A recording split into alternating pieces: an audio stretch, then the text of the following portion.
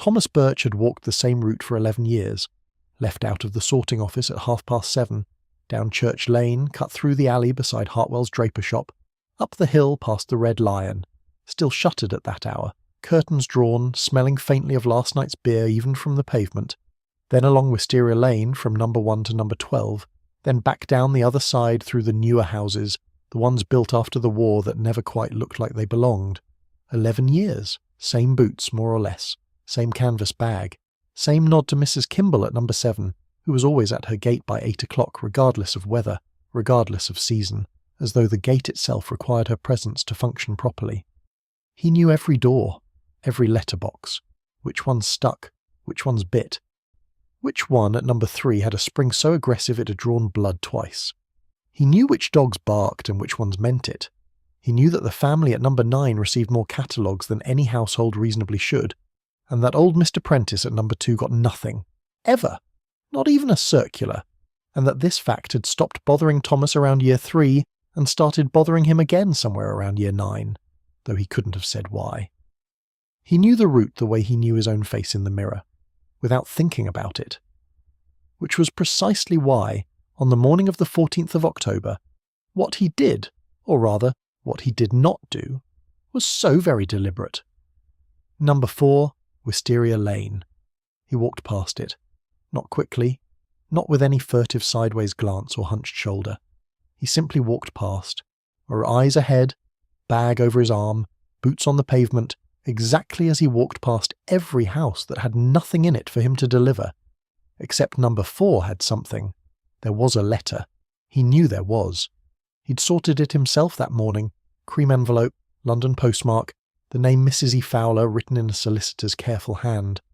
He'd noted it the way he noted most things on his route, automatically, without particular interest, but he walked past. And then he was at number 5, and Mrs. Dunning's 2 circulars and a telephone bill went through the slot with the usual mechanical ease, and Thomas Birch continued down Wisteria Lane as though nothing at all had happened. Miss Jane Marple had been awake since 6. This was not unusual. At her age, his sleep became a more provisional arrangement, something the body offered tentatively and withdrew without much warning. She had learned not to fight it.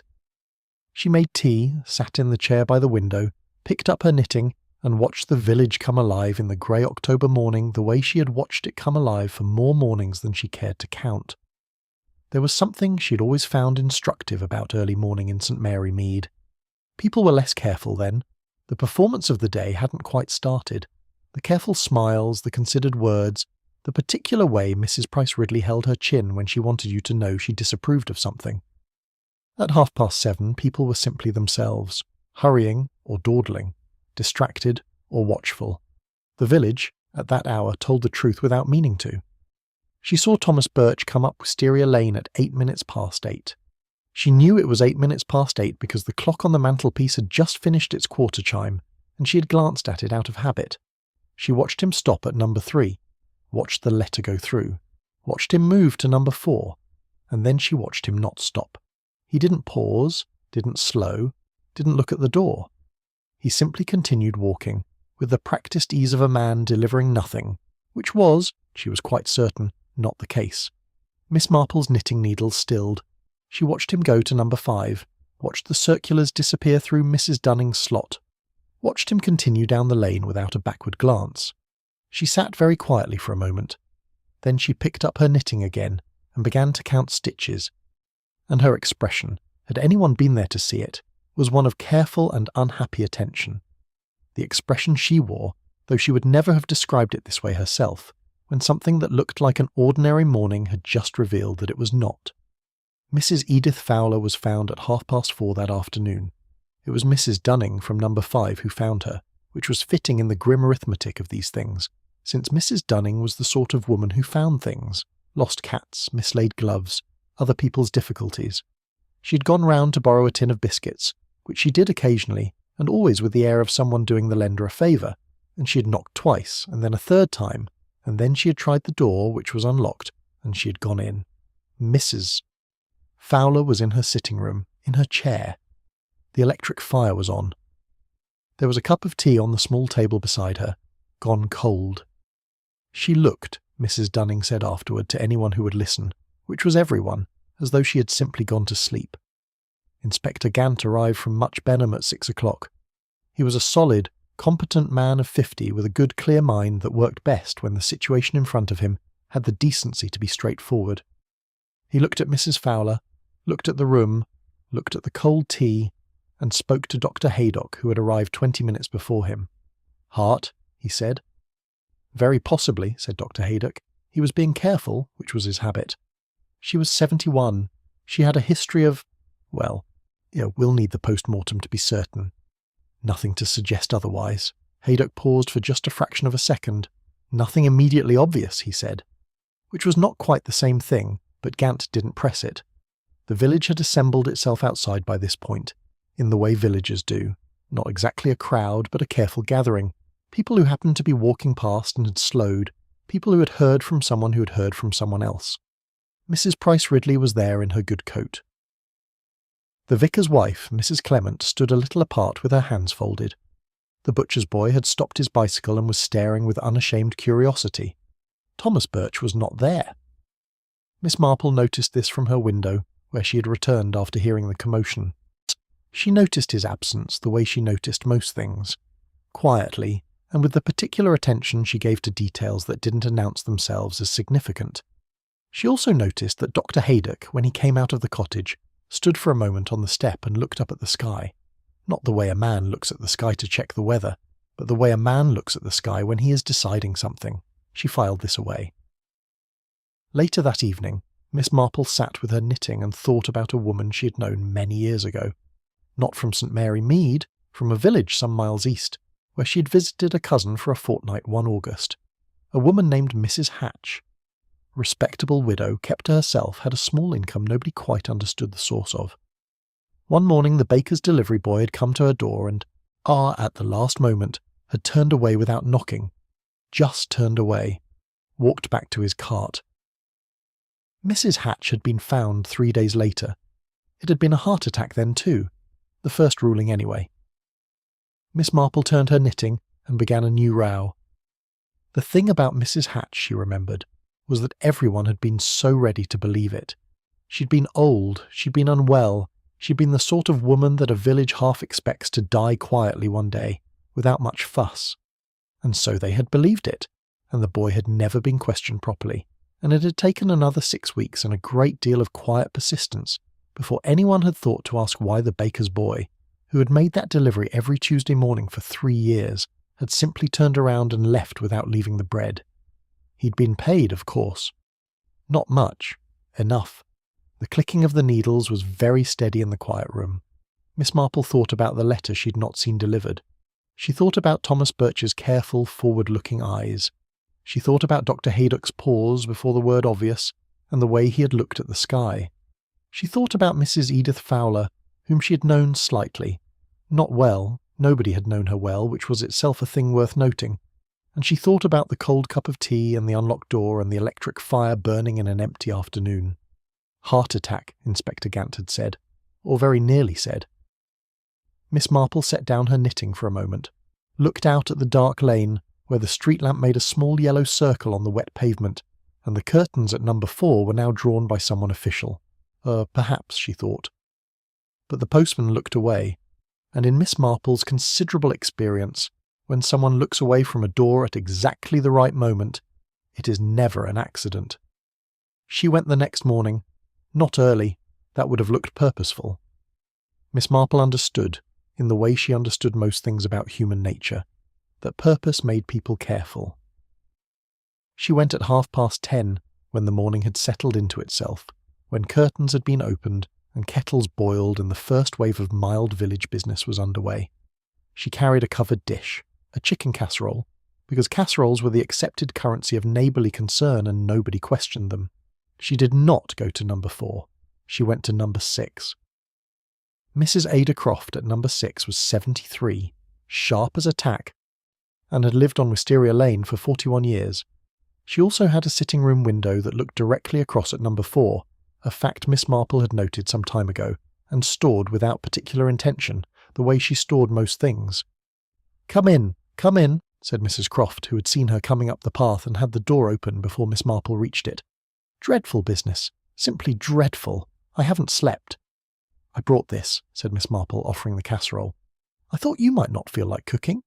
"You're very kind. Come and sit down. I'll put the kettle on." The sitting room was warm and slightly cluttered, the way rooms belonging to women who had lived long and accumulated quietly always were. Photographs on every surface, a fat tabby cat asleep on the good chair, which Mrs. Croft displaced without ceremony. Miss Marple sat and looked, apparently without looking, at the window and what it showed. A clear, unobstructed view of number 4's front door, front path, and the stretch of pavement directly before it. "You must have seen the police yesterday," Miss Marple said when Mrs. Croft returned with the tea things. "Saw everything." Mrs. Croft settled herself with the air of a woman who'd been waiting for permission to speak. "That inspector, Gant, they said his name was, he was in there nearly an hour. Dr. Haydock too, and then the other people, later." She meant the undertaker's men. She didn't say it. "Had you seen Mrs. Fowler at all yesterday?" Miss Marple asked. "Before it happened?" "In the morning. She put her milk bottles out at 8:30. She always did it late, Mrs. Fowler. Most of us do it the night before, but she always waited until morning. Said she didn't like leaving glass out overnight." Mrs. Croft poured the tea. "She looked perfectly well. That's what's so... She just looked perfectly well." "Did she go out at all?" "Not that I saw. But I was in the back garden most of the morning. My sister rang at 11. We talked for nearly an hour." Mrs. Croft paused, cup halfway to her mouth. "I did see the postman, though, coming up the lane." Miss Marple said nothing. This was a skill she'd developed over many decades, the ability to say nothing in a way that invited continuation. "He didn't stop," Mrs. Croft said. "I noticed because, well, you notice, don't you, after 40 years? You know the pattern. I didn't think much of it at the time. Just thought she hadn't any post." "Quite," said Miss Marple. And she changed the subject because she had what she'd come for. The butcher's boy was called Ned. He was 16, tall for his age, with ears that hadn't quite caught up with his head, and he knew everything that happened in St Mary Mead approximately 4 hours before anyone else did. This was the natural result of spending his days moving between kitchens, and kitchens were where things were said that were not said elsewhere. Cooks talked, housekeepers talked, the women who came in twice a week to do the heavy work talked most of all. Miss Marple encountered him outside Hartwell's at 11:15. "Ned," she said, "you were there last evening, outside Mrs. Fowler's." He had the grace to look slightly abashed. "Just passing." "Of course. Did you know her at all?" "Not really. She wasn't—" He stopped, started again. "She didn't order from us. Got her meat from the place in Much Benham, which Mr. Jarvis thinks is a personal insult, but—" "Did you ever deliver to her? In the past?"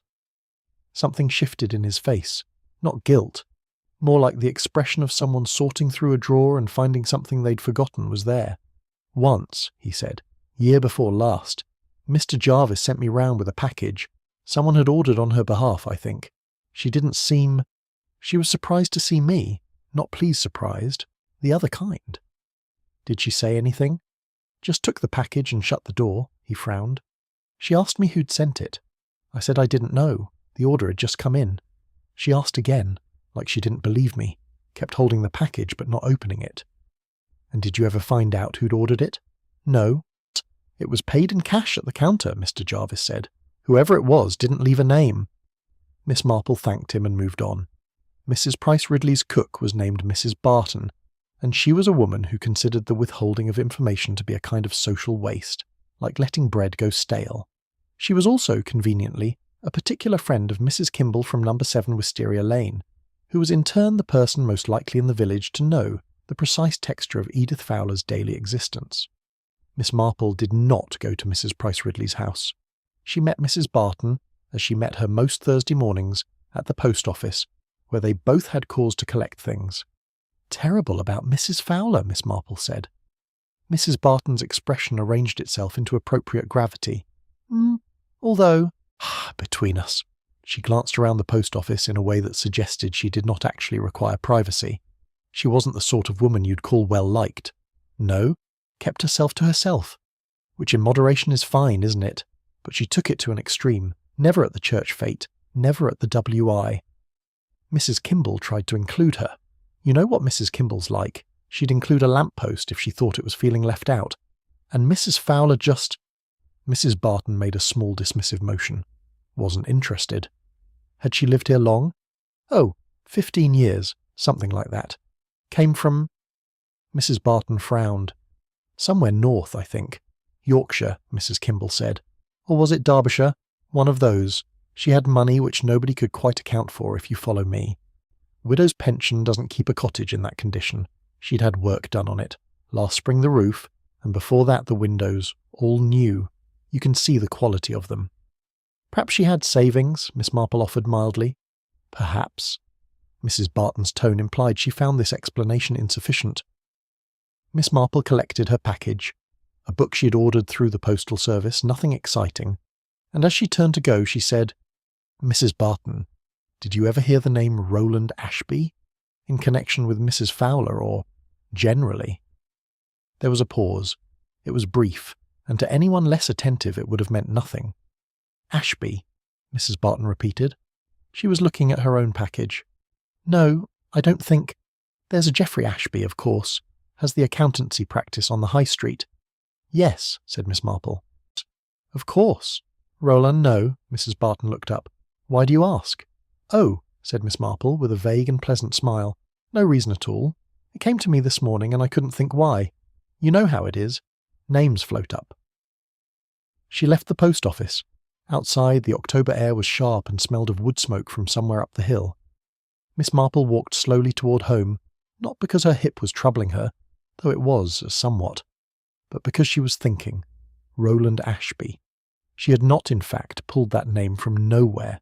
She had pulled it from a conversation 11 years ago, possibly 12, with a woman named Dorothy Price, who had been visiting her niece in the village, and who had, over 2 cups of tea and a slice of seed cake, mentioned in passing that there had been a business of some kind. An Ashby business. Something to do with money and a man who'd left and a woman who perhaps knew more about the leaving than she'd said. Miss Marple had not thought of it again until last night. Until the postman. She stopped outside the vicarage and looked up. The vicar's wife, Mrs. Clement, was in the garden, doing something purposeful with a trowel that the season didn't quite require. Miss Marple, she said, looking up. You've heard, of course. Yes.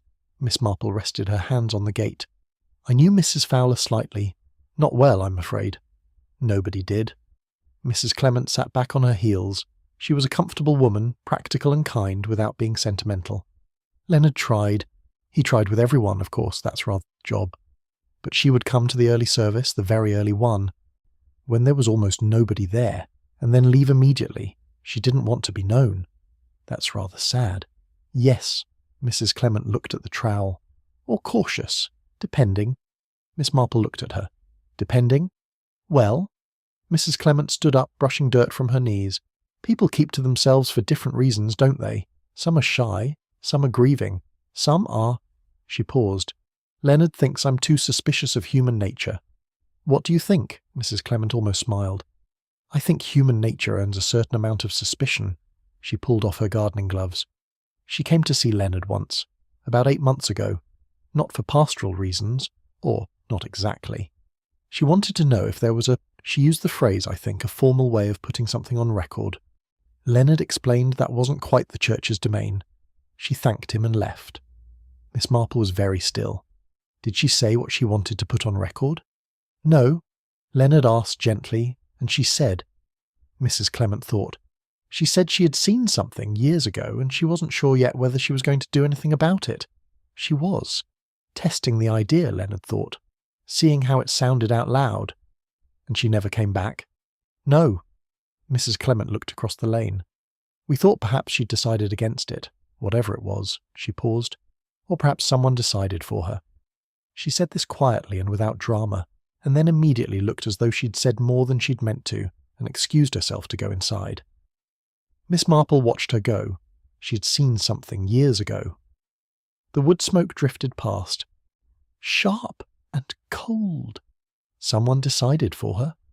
Miss Marple walked home slowly, her mind moving with the particular quiet momentum it gathered, when pieces that had been sitting separately began, with great patience, to find their edges. She thought about Mrs. Fowler at the early service, every Sunday, alone. She thought about a cottage with new windows and a new roof and no accountable source of income. She thought about a name, Roland Ashby. that had made Mrs. Barton look down at her own hands, and she thought about Geoffrey Ashby, who had a respectable accountancy practice on the high street, and who had lived in St Mary Mead his whole life, and whose older brother had left the village 22 years ago in a manner that, now that she turned her full attention to it, had never been entirely explained to anyone's satisfaction. Left, they'd said. Just left. She was almost at her gate when she thought of something else. She stopped. The package that Ned had delivered to Mrs. Fowler, ordered in cash, no name left. The package Mrs. Fowler had held without opening, asking repeatedly who had sent it. That was not the reaction of a woman who'd received an unexpected gift.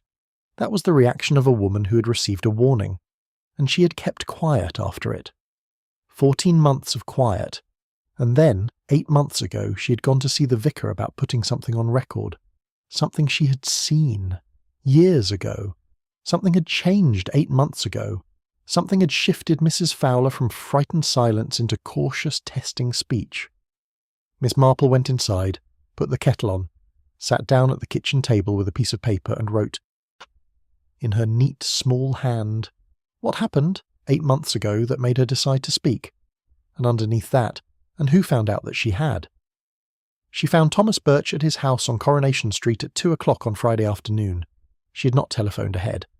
Telephoning ahead gave people time to arrange their faces.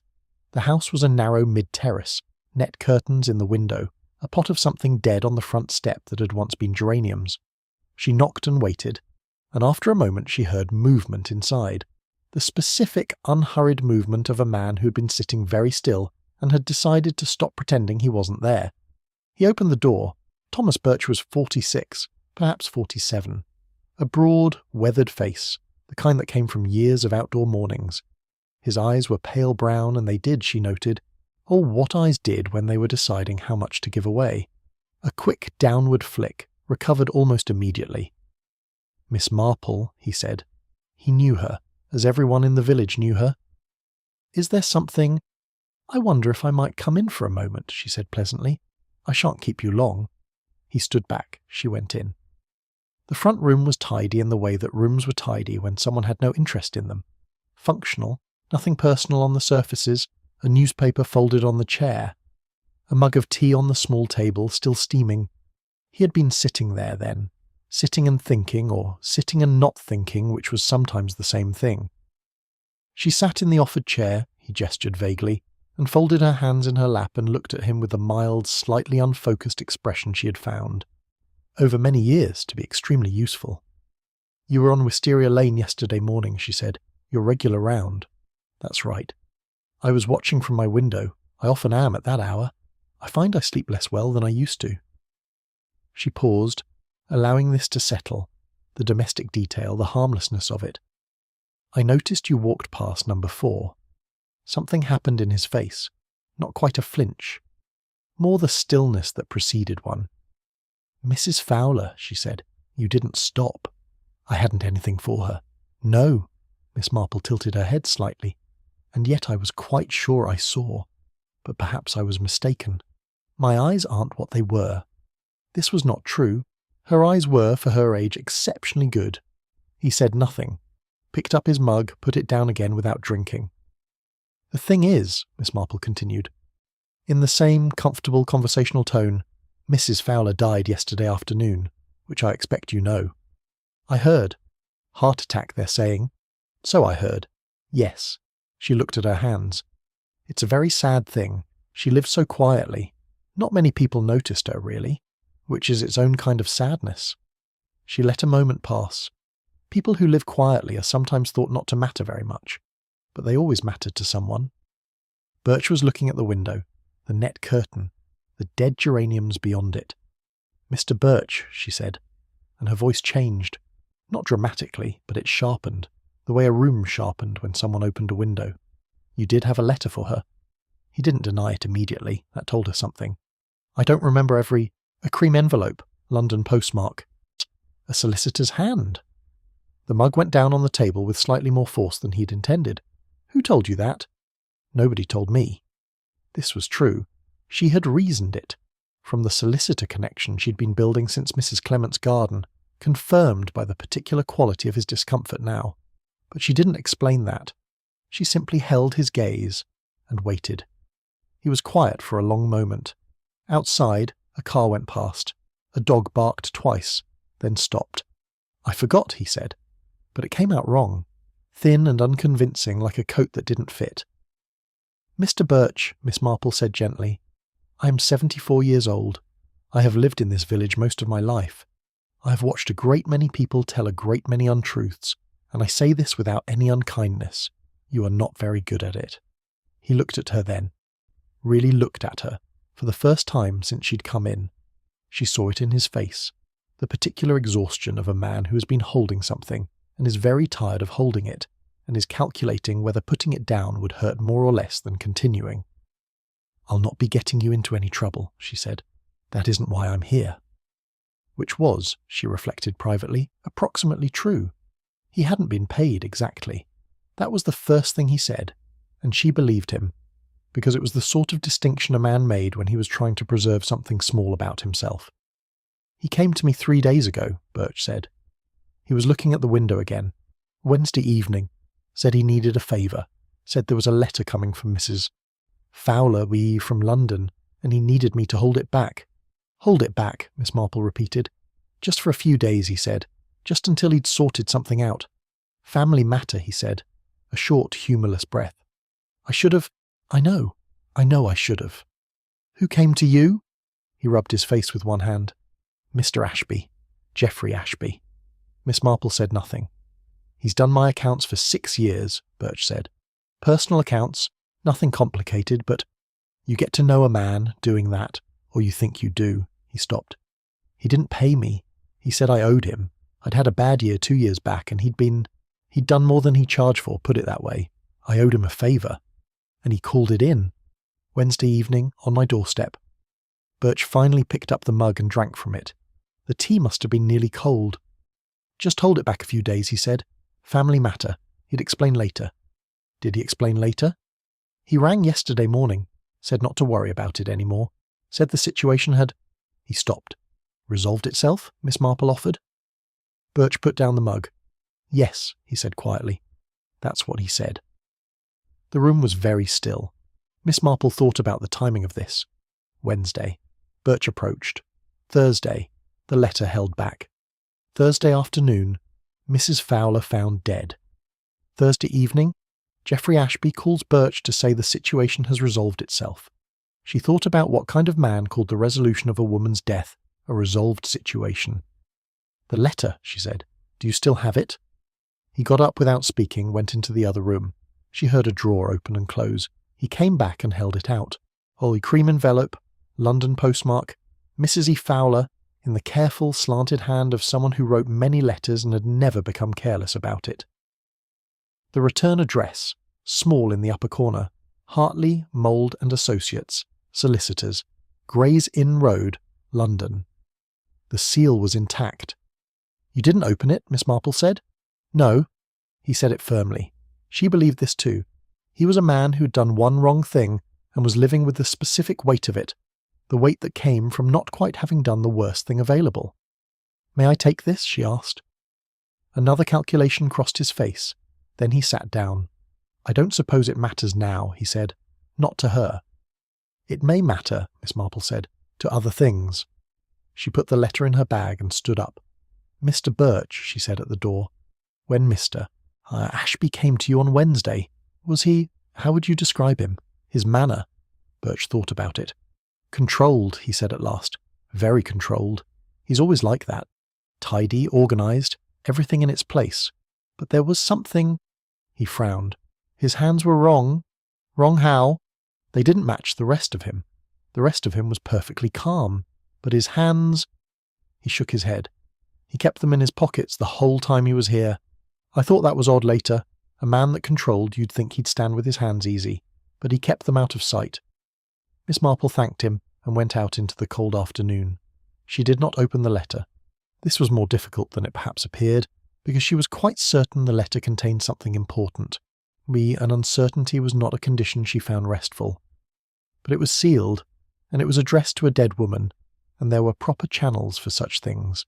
Channels she intended to use, but not yet. Not until she understood enough to ensure the channel ran in the right direction. Instead, she went home and made fresh tea and sat with her knitting and thought about Geoffrey Ashby. She knew him. Not well. She knew very few people well, in the way that implied genuine knowledge rather than mere familiarity. But she had seen him at the church fete, at the W1 Christmas sale, where he'd bought raffle tickets from her with easy, pleasant charm. She had nodded to him on the high street. She had, twice, been in the waiting room of his accountancy office, when she'd had cause to see his partner, Mr. Webb, about a small matter of her own finances. He was the sort of man who made an impression of being known. Pleasant face, good manners, the right degree of friendliness, not too warm, which could seem desperate, but warm enough to be liked. He had lived in the village all his life. His mother had been buried from the church 12 years ago. He sang in the choir, or had done, until a few years back. He was, in short, exactly the kind of man that a village trusted without ever quite deciding to. His brother Roland had been different. She had not known Roland Ashby personally. He'd been younger than her by some years, and in the way of villages they had existed in different circles, different ages, different habits. But she remembered him in the way you remembered people who generated conversation. A tall man, quick-tempered, unreliable with money in the way that seemed almost intentional. He'd had a business of some kind. An import business, she thought, or perhaps export. Something that had gone wrong. He had left St Mary Mead 22 years ago. She pulled this thread now, carefully, the way you pulled a thread in knitting when you weren't yet sure whether it would unravel something important, or simply come loose. 22 years. Mrs. Fowler had come to the village 15 years ago. Cottage with new windows and no accountable income, who lived quietly and attended the early service and did not want to be known. Between those two facts, Roland Ashby's departure and Mrs. Fowler's arrival, there was a gap of 7 years. But gaps were not emptiness.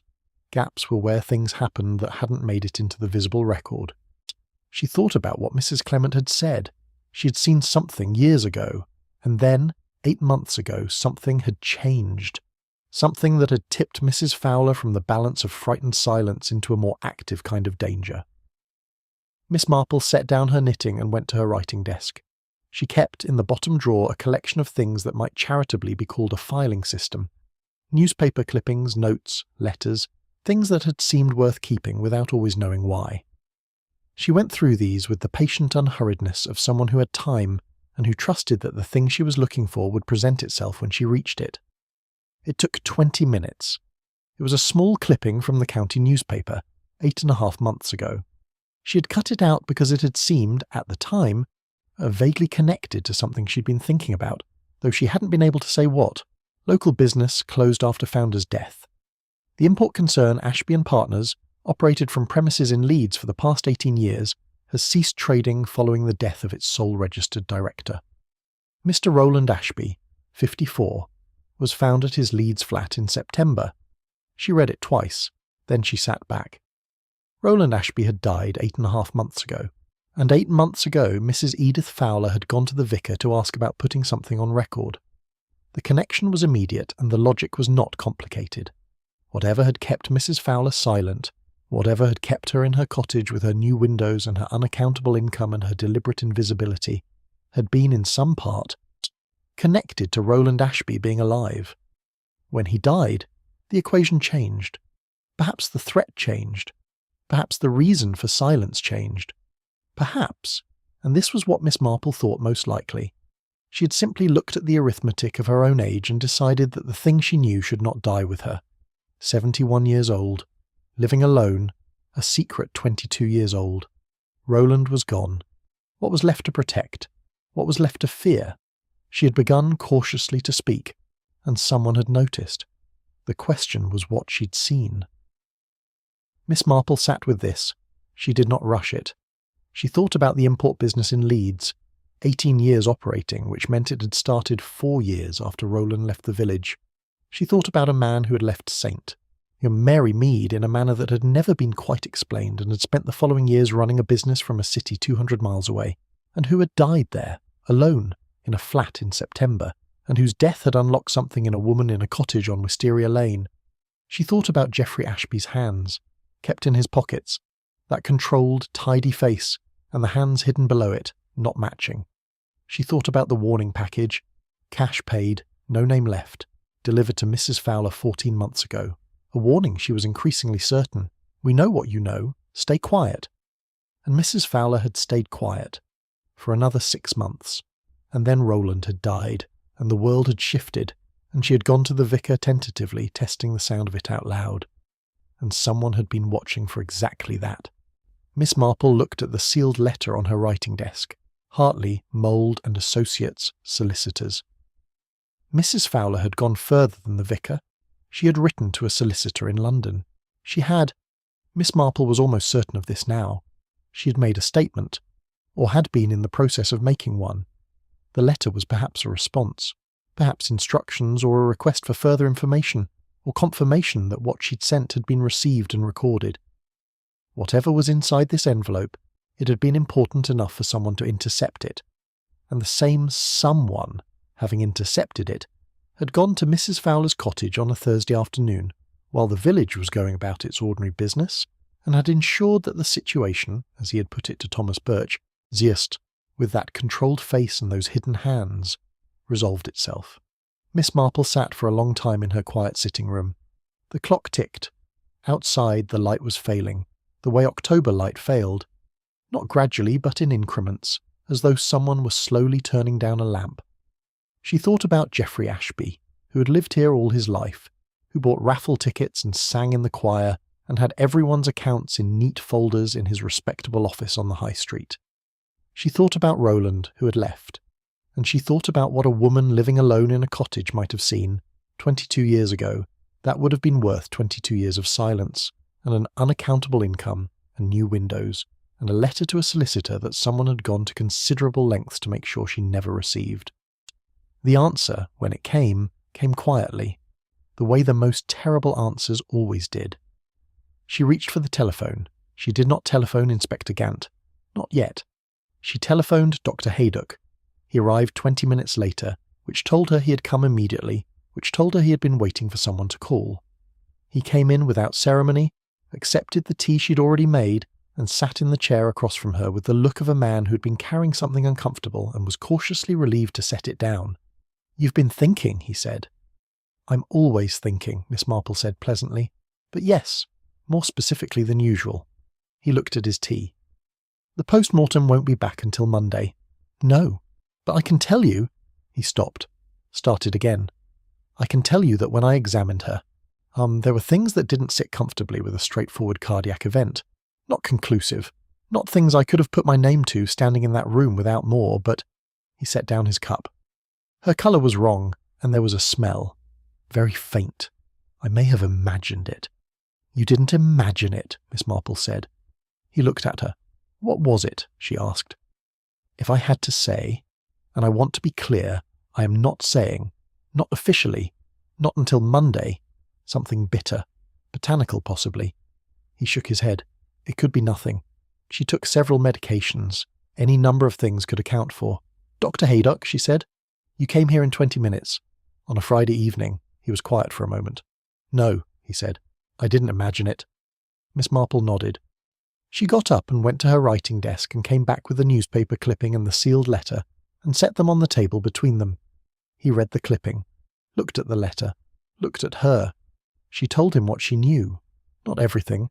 She was careful, as she always was, to distinguish between what she knew and what she suspected, and to be honest about which was which. She told him about Birch, about the letter, and how she'd come by it, about Mrs. Clement and the vicar, about the warning package 14 months ago, about Roland Ashby's death in September, and Mrs. Fowler's visit to the vicarage 8 months ago. She told him about Geoffrey Ashby's hands. Haydock listened without interrupting, which she appreciated. Some people interrupted when they were following closely, others interrupted when they were lost. Haydock didn't interrupt because he was the sort of man who understood that a thing explained properly the first time saved a great deal of trouble later. When she finished, he sat for a moment. "You think she witnessed something," he said, 22 years ago, to do with Roland." "Yes. And Geoffrey has known all this time that she witnessed it, or discovered it at some point, possibly when he sent the package, 14 months ago." She folded her hands. "He needed to know whether she was still manageable. The package was a test, I think. a reminder that someone was watching. She received it and went quiet again, which satisfied him. And then Roland died, and she stopped being quiet, and he found out. How did he find out about the solicitor? That, Miss Marple admitted, I'm not entirely certain of. It's possible he has someone in London, a contact, a colleague with access to certain information. It's possible Mrs. Fowler told someone locally, thinking herself safe, not realising the information would travel. It's also possible, she paused, it's possible he was watching her more closely than she knew. A man who has spent 22 years managing one person's silence becomes rather good at monitoring it. Haydock stood up, walked to the window and back, the habit of a man who thought better in motion. What was it? He asked. What did she see? Miss Marple had been thinking about this since the afternoon. Not what she could prove, that was Gant's domain, and the post-mortem's domain, and ultimately the domain of rather more official mechanisms than an old woman's sitting room, but what she believed, what the shape of the thing was underneath the surface. Roland Ashby left St Mary Mead 22 years ago, she said. He left, by all accounts, suddenly. Some said business, some said a falling out with the family. His mother was alive then, I think. She'd have been in her 60s. She died 12 years ago. She did. I attended her. How did she die? Haydock looked at her. Cardiac arrest. A silence. She was 78, he said carefully. It wasn't. At the time, there was no reason to think. No, Miss Marple agreed, there wasn't. She let this sit between them for a moment, not pressing it, because the implications were large enough that they required space. I think, she said slowly, that Roland Ashby did not leave St Mary Mead. I think that is what Edith Fowler saw, or some part of it, enough of it. Enough to understand what had happened, if not every detail of how. Haydock had gone very still. Geoffrey, he said. Geoffrey. She looked at the clipping.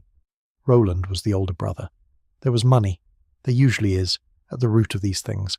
A family business, perhaps, or an inheritance, or simply the particular resentment that accumulates between brothers when one has more than the other, more talent, more luck, more of the father's attention. I don't know the specific currency, but Roland left and Geoffrey stayed, and Geoffrey inherited everything their mother had, and Roland's portion along with it, presumably, since Roland was gone. And Edith Fowler saw something. She lived near the family, I believe, or had some connection to the household. I need to look further into that. She saw something she shouldn't have seen, and someone made it worth her while to unsee it. The cottage, the renovations, the unaccountable income. Miss Marple's voice was very even. 22 years of an unaccountable income, Dr. Haydock. That is a significant ongoing payment, which tells me the threat of what she knew was significant, which tells me that what she knew was not small. The fire ticked in the grate. And then Roland died, Haydock said, and she decided to speak. She was 71. She was alone. She had been carrying this thing for more than half her life, and the man whose death had begun it was now himself dead, and I think— Miss Marple's voice softened slightly. I think she was tired, simply tired, and perhaps she felt, with Roland gone, that there was a kind of release.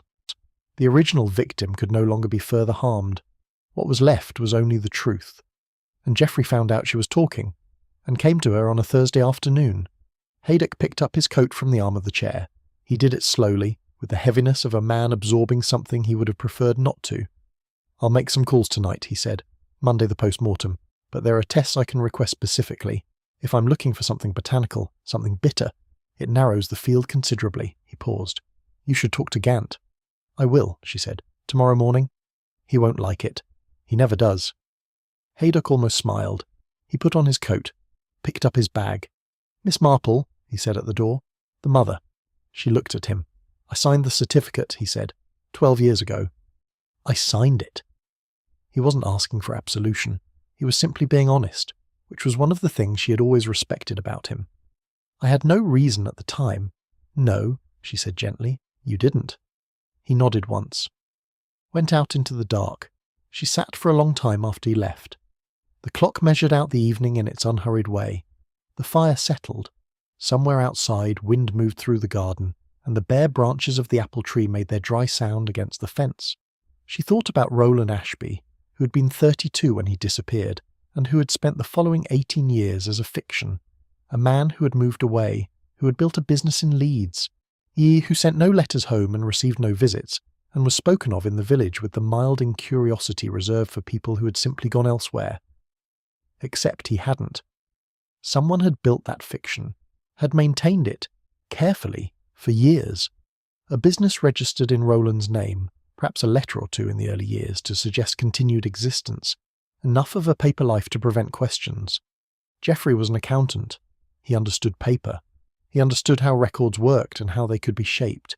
18 years of a fiction, and then Roland Ashby, sole registered director of Ashby and Partners in Leeds, had died, which meant the fiction had ended, which meant whoever had been maintaining it, and she was increasingly sure it had been Geoffrey, operating from a careful distance, or keeping his brother's professional ghost alive precisely to prevent the question of what had happened to him, had let it conclude naturally, quietly, at a moment of his choosing. A death certificate for a man who was perhaps already long dead. The paperwork of disappearance done properly was almost invisible. Almost. Edith Fowler had seen the original thing. Not the paperwork, but the reality beneath it. And she had seen it in the specific, irreversible way of someone who happened to be in the wrong place, and who had understood immediately what she was looking at, and who had been frightened enough to accept the terms offered to her. Stay quiet. Here is the cottage. Here is the money. Stay quiet and we will all live comfortably. We, Geoffrey, and in a way, Mrs. Fowler herself, complicit by silence, protected by it, trapped in it. 22 years is a very long time to be trapped. She thought about the early Sunday services, nobody there to speak to, in and out, and home again. A life arranged around its own edges, never quite touching the centre. She thought about what it cost a person to carry something like that. Not dramatically, she was not a dramatic woman and she did not think in dramatic terms. But practically, specifically, what it cost in sleep, in ease, in the ordinary human luxury of talking freely. What it cost to live in a village where the man who had paid for your silence bought raffle tickets at the fete and sang in the choir and smiled at you on the high street, with his pleasant face and his controlled manner and his hands always in his pockets when he was afraid. A great deal, she thought. It cost a great deal. And Edith Fowler had paid it, year after year, and had finally at 71 decided she was done paying. And Geoffrey Ashby had decided she wasn't. She opened the letter. She had decided, sitting there in the quiet evening, that she would. That proper channels were important, but not, in this particular moment, more important than knowing. She would tell Gant she had opened it. She would give him the letter intact. But she needed to know what was in it before tomorrow morning, because she needed to walk into that conversation with Gant already knowing the shape of the thing, or he would dismiss her, politely with the particular courtesy men of his type extended to elderly women, and the shape would be lost in the politeness. The letter was 2 pages. She read it carefully, twice. Then she folded it, replaced it in the envelope, and set it on the writing desk with the newspaper clipping. Hartley, Mould and Associates had been writing to confirm receipt of a sworn statement, provided by Mrs. Edith Fowler in person at their London offices 6 weeks prior. The statement pertained to events witnessed by Mrs. Fowler in October, 22 years ago, at the rear of a property then owned by the Ashby family on the outskirts of St Mary Mead. The statement had been witnessed, signed, and lodged with the firm. A copy had been provided to Mrs. Fowler. A further copy had been provided at Mrs. Fowler's specific instruction to a named recipient. The name was on the 2nd page. The named recipient was Inspector Alan Gant, Much Benham Constabulary. Miss Marple sat with this for a moment. Edith Fowler had already sent it, 6 weeks ago. She had walked into a solicitor's office in London and given her statement and had it witnessed and signed, and had specifically requested it be forwarded to the police, and the letter Miss Marple was holding was not instructions or questions.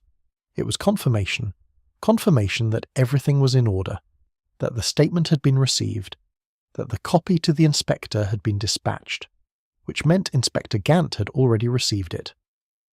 She looked at the envelope again, at the postmark. London, 9 days ago. Gant had received a sworn statement from a witness to a 22-year-old crime, and 4 days later that witness was dead. And Gant had stood in that cottage and said heart attack without a flicker. Miss Marple sat very still. Then she thought, no, carefully. She walked herself back from the edge of that particular conclusion. because there was another explanation, the simpler one, which she should always consider first. Gant received a great deal of correspondence. Cases were processed through official channels with a slowness that bore no relation to the urgency of their contents. A letter from a solicitor about a 22-year-old disappearance, with no body, no physical evidence, only one elderly woman's account, might have sat in a pile, might not yet have been read, might have been read and set aside for proper processing, at which point the proper processing had been overtaken by events. She breathed. Yes, that was more likely. But she would not telephone Gant in the morning. She would go in person, and she would watch his face when she mentioned the name Roland Ashby. And she would know from his face whether the letter had been a surprise or not. She slept poorly that night. This was not unusual, but it was on this particular night, for different reasons than the ordinary ones. She lay in the dark and thought about Geoffrey Ashby and his choir stool. His pleasant face lifted toward the vaulted ceiling of St Mary Mead Church, singing something seasonal. She could almost hear it. Some hymn she couldn't quite place, his voice indistinguishable from the others around him. A man who had done what he had done and then come home and continued to live here, continuously, for 22 years. Buying raffle tickets, having people's accounts in neat folders. She thought about what that required. Not guilt, or not primarily guilt. Primarily it required the ability to partition, to put the thing in a room and lock the door and conduct the rest of your life in the other rooms, fully and apparently normally, as though the locked room did not exist. Some people couldn't do it. Those were the ones who confessed, or drank, or moved away, or grew strange invisible ways that the village noticed and talked about. Those were the ones who couldn't maintain the partition. Geoffrey Ashby had maintained it for 22 years, which told her something about the kind of man he was. Not a man overcome by impulse, then drowning in remorse. A man who had done a thing, and processed it, and filed it, and continued.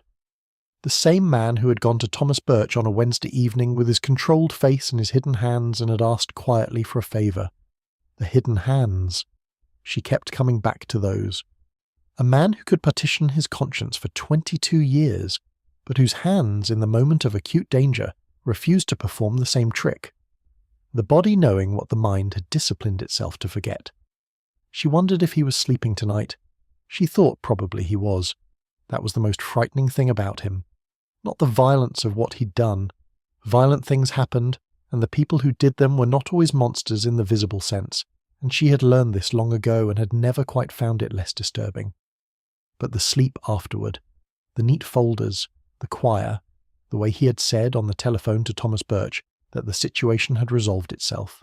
She turned over. The wind had dropped, and it was very quiet. Resolved itself. As though Mrs. Edith Fowler had simply been a problem of arithmetic. Corrected. Inspector Gant was not by nature an early riser. Miss Marple knew this because she knew most things about the people she dealt with, in the way that came not from investigation but from simple accumulated attention.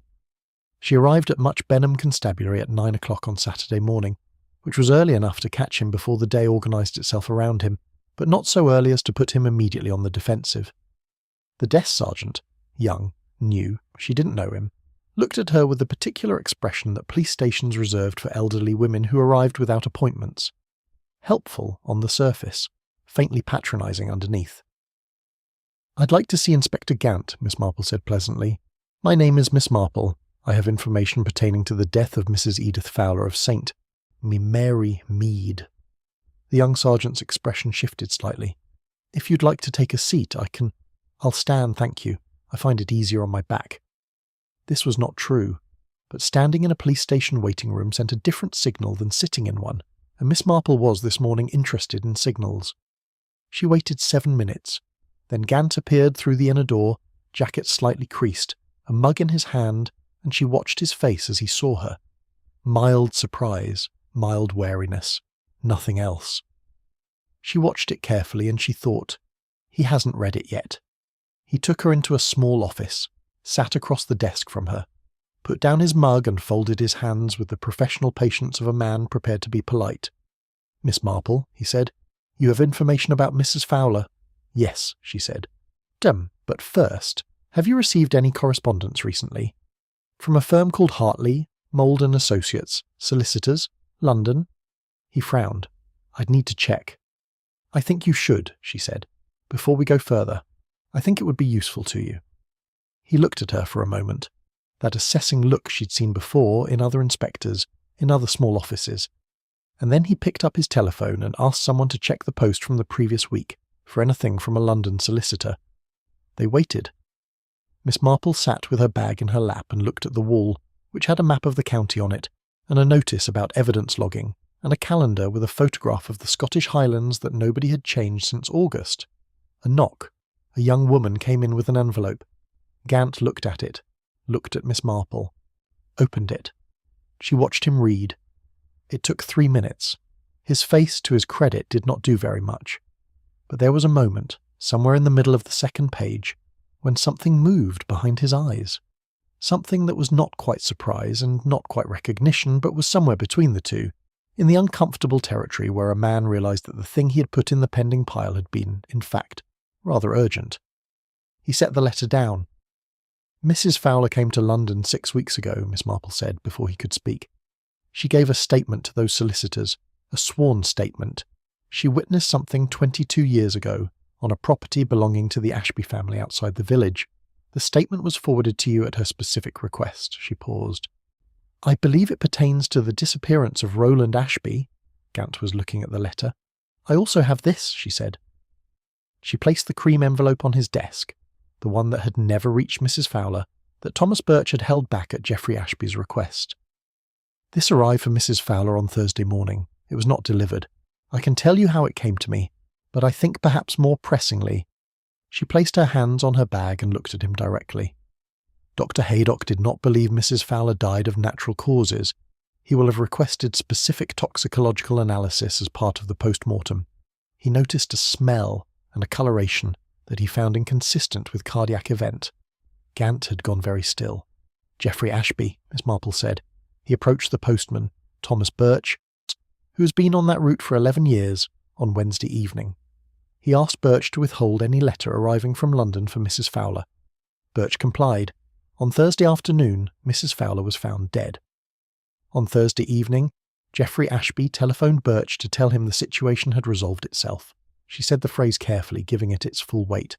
Those were his words, resolved itself. The room was quiet.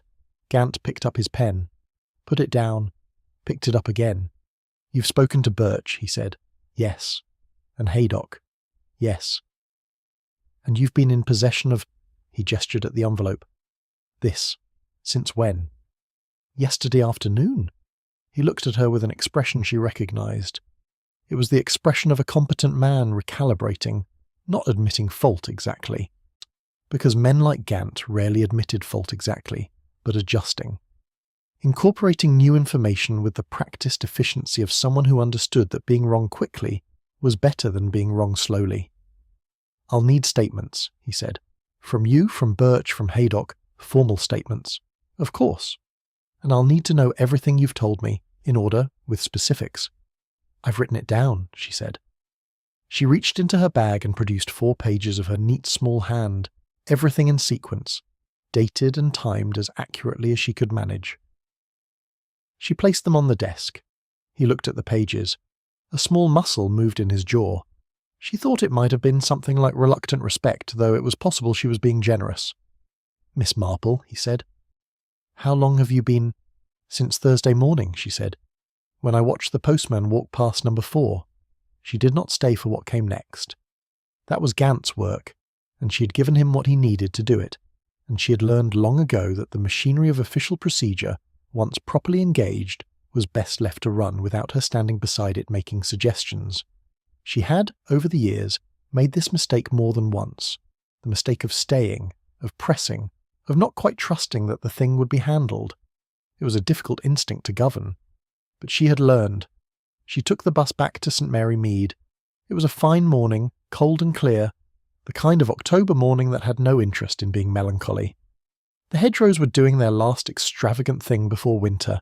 Red berries, yellow leaves, the occasional flash of something copper.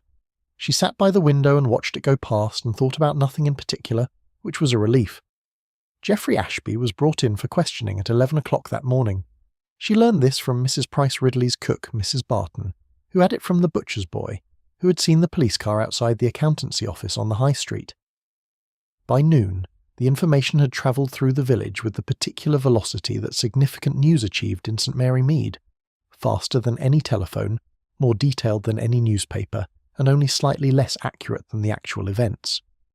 By 2 o'clock, the version circulating at the post office held that Geoffrey Ashby had confessed to 3 murders and a jewel theft in Dorset, which Miss Marple felt was probably an overcorrection. She did not go out. She stayed in and made soup and listened to the wireless and knitted 2.5 inches of a scarf she had been meaning to finish since February. Gant came to her at 4. He sat in the same chair Haydock had sat in the evening before, and he accepted tea and drank it, and he looked, she thought, like a man who had spent several hours doing something he found both necessary and deeply unpleasant. He held for 2 hours, Gant said, denied everything, very controlled, I'll give him that, very composed. He turned his mug in his hands. Then we told him about the solicitor's letter, the statement Mrs. Fowler had lodged 6 weeks ago. Ah, said Miss Marple, he didn't know about that one. Gant's voice was flat, professional. But she could hear something underneath it. He'd intercepted the confirmation, the letter Birch held back, so he believed the statement hadn't yet been sent. He thought, a pause, he thought he'd acted in time. But Mrs. Fowler had been careful, Miss Marple said. She'd gone in person, 6 weeks ago, signed it, had it witnessed, left a copy with the firm, arranged for it to go to us. He shook his head slightly. She'd covered herself, in case something happened. In case something happened. The soup was doing something quiet and necessary on the stove. Miss Marple looked at her knitting. When he realised we had the statement, Gant said, he stopped talking for about 10 minutes, just sat there, and then he asked for his solicitor, which was sensible, and then before the solicitor arrived, he said, Gant stopped. What did he say? He said he wanted it known that he hadn't planned it. The Thursday, he said he used the word reactive. He'd found out she'd been to London, that she'd spoken to someone, and he'd gone to her to talk to her, he said he'd gone to reason with her. His mouth pressed briefly. He brought something with him, though, so the reasoning had its limits. Digitalis, the post-mortem would confirm 4 days later. An excess of it introduced into the cold cup of tea, the cup she'd already drunk from and set aside, which meant he'd found his moment while she was in another room, or turned away, or simply not looking. Digitalis was botanical. It was bitter. It was, for a woman with a documented heart condition, plausibly natural. He had known about the heart condition because he had, for 22 years, made it his business to know everything about Edith Fowler. And Roland? Miss Marple asked. Gant set down his mug. The property at the edge of the village. The family had it until 15 years ago, sold it when the mother died. There's outbuildings, old ones. He stopped. We'll be going over it tomorrow, properly. Yes, she said. The mother's death. Haydock signed the certificate. Dr. Haydock acted in entirely good faith, Miss Marple said firmly. He had no reason, at that time, to think otherwise, none whatsoever. Gant looked at her, nodded once. No, of course. She believed he meant it. He was a fair man, Gant, within the limits of his imagination. The payment to Mrs. Fowler, he said. We found the mechanism, an account, routed carefully, regular amounts going back 22 years. He's an accountant. He knew how to make it look like something else. He paused. He's been paying her for longer than some of my officers have been alive. It must have been a considerable strain, Miss Marple said. On the finances. He was very successful, Gant said. Professionally, which I suppose... He didn't finish the sentence. Which I suppose gave him means, she thought, and the competence to manage it. A successful accountant and a locked room and 22 years of careful maintenance. The business in Leeds registered in Roland's name, producing a paper trail of continued existence. And Geoffrey here in the village, running his practice, going about his life, managing everything from a careful distance, until the distance closed. He left at 4:30. At the door he paused. She had noticed that people often paused at her door, as though the threshold reminded them of things they'd meant to say inside. Miss Marple, he said. The postman, Birch.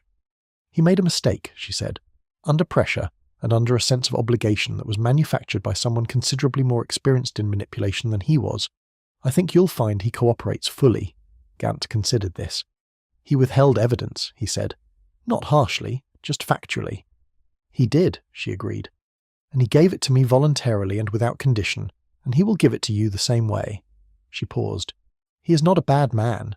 He is a man who was used by someone who was very good at using people." Another pause. "I'll take that into account," Gant said. She thought he would. She thought he was, in the end, a decent enough man to do that. He went down the path. She watched him go. That evening she finished the scarf. She hadn't expected to. She thought she had another week of it at least. But she sat by the fire after supper, and the knitting went well, the rhythm of it easy and automatic, and before 9 o'clock she was casting off the last stitches and running her thumb along the finished edge with the small, functional satisfaction of a thing completed. She thought about Edith Fowler. Not the murder. She had thought about the murder sufficiently and would think about it again, because these things did not simply conclude in the mind the way they concluded in police stations. But she thought about the woman herself, the early services, the gate that didn't require her presence but at which she stood anyway. Perhaps because standing at a gate gave you something to do with your hands that didn't involve explaining yourself to anyone. The new windows. She had wondered, briefly, whether Mrs. Fowler had been happy. Then she had set the question aside because happiness was too large and too complicated a thing to apply to a life lived in those conditions, and because the answer was almost certainly that she had been sometimes one thing and sometimes another, and mostly she had simply been continuing, which was what most people were doing most of the time and was not to be dismissed. She had been brave at the end. That was the true thing. 71 years old, and frightened and tired, and she had got on a train to London and sat in a solicitor's office and said the thing she had been not saying for 22 years, and she had been careful enough and clear-eyed enough to arrange for it to matter even if something happened to her. Something had happened to her, and it had mattered. She put the scarf in the basket with the other finished things and turned off the lamp beside her chair and sat for a moment in the dimmer light of the room, just the fire and the small lamp by the door. She thought about a conversation she'd had, years ago. She couldn't remember now precisely when or with whom, which was the sort of imprecision that came with age and was mostly harmless, about whether it was better to know things or not to know them, whether ignorance, in certain circumstances, might be a form of grace. The argument being that some knowledge changed you in ways that couldn't be undone, that the world looked different once you knew what it contained. She had disagreed then. She disagreed still. The world looked different because it was different. The contained thing was there regardless of whether you looked at it. Looking did not create it. And not looking, the carefully averted gaze, the deliberate forward eyes, the boots on the pavement continuing past the door that had something behind it. Not looking was not innocence. It was a choice. Sometimes an understandable one, even a forgivable one. But a choice. Thomas Birch would walk his route on Monday morning. He would stop at every door. She was fairly sure of that. The fire had burned low. She ought to go to bed. She sat a moment longer instead, in the way she sometimes did, not reluctant to end the evening, just not quite ready. The quiet of the room had a particular quality that she had come to value above many noisier things, and her knitting was in the basket. The finished scarf lay on top of it, completed, taking up less space than it had as a project. Things were different once they were finished. She thought about Geoffrey Ashby in a cell in Much Benham, his controlled face and his hidden hands. She did not feel satisfaction exactly. She rarely did, despite what people seemed to expect. What she felt was something quieter, a kind of provisional relief, the belief, not certainty but belief, that the machinery now turning would turn in the right direction, and that the statement Edith Fowler had signed in a solicitor's office in London 6 weeks ago would do what she had intended it to do, be heard. After everything. On Monday morning, Miss Marple was at her window at 8:08. Thomas Birch came up Wisteria Lane in the fine grey morning, a canvas bag over his arm, boots on the wet pavement. He stopped at number 3, stopped at number 4, the curtain still drawn, the cottage still and waiting for whatever came next for it. He didn't linger, but he stopped. He put something through the letterbox, a circular, probably something meaningless, and then he moved on. She watched him go to number 5, number 6, down the lane and around the corner and out of sight. The village went about its morning. Miss Marple picked up her knitting, a new thing, started last night, something blue, and began to count stitches, and the clicking of the needles was very steady in the quiet room, and outside the light was doing what October light did, coming in low and thin and making everything look both ordinary and not, and she thought, as she sometimes thought, about all the doors there were in the world, and all the things that were delivered or not delivered to them, and all the people who stood at their windows watching, and all the people who looked away. She counted. The needles clicked. Outside, the postman's footsteps faded down the lane, and the morning continued as mornings did without waiting to be told it could. The end,